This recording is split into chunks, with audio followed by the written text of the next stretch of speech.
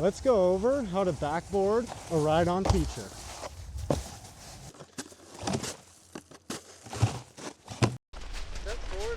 Step one is to find a flat spot and make a little bit of a line in the snow to represent the feature so you can practice pivoting a full 90 degrees onto the feature. We do this by keeping some separation and rotating the lower body underneath us while keeping our shoulders parallel with the feature. This separation is what allows us to rotate the full 90 degrees and then pivot back to our regular stance.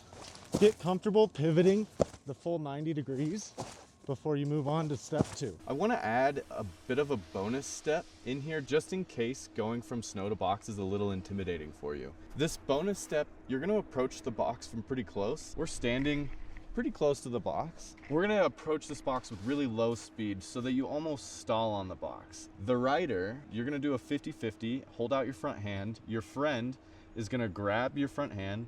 Once they do that, then you pivot the board and your friend helps you slide across the box so that you can experience what it's like to slide in a board slide in a really safe and controlled way. So let's try this here. Start to roll up to the box.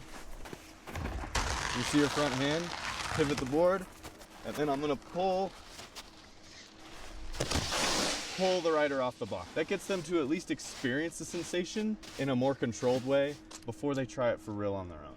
Step two is to find a ride-on feature and start in a 50-50 before pivoting 90 degrees with a flat board. We keep the board flat by keeping a slight bend in our ankles, knees, and hips and making sure the pressure is on the balls of our feet. This will help us keep the board flat while we're on the feature and prevent you from slipping out on your heel side or your toe side. Get comfortable with this pivot motion while keeping your board flat before moving to step three. Make sure you can do each step clean 3 times in a row before moving on to the next one. Step three is to pivot earlier and earlier until you can board slide the whole feature. To pivot earlier on the feature, you just need to up the intensity and the timing of that countered motion and try to do it as soon as you get onto the feature. This will help you be able to board slide the entire thing. Make sure you can board slide the whole feature before step four. Step four is to add some pop at the takeoff and land in a backboard. Try not to pop too high because you don't want to land with too much force onto the feature. You just want to pop enough to make that pivot motion happen in the air. Once you're comfortable landing in a board slide, you're ready for step five. Step five is to add a heel edge approach and backboard the coping.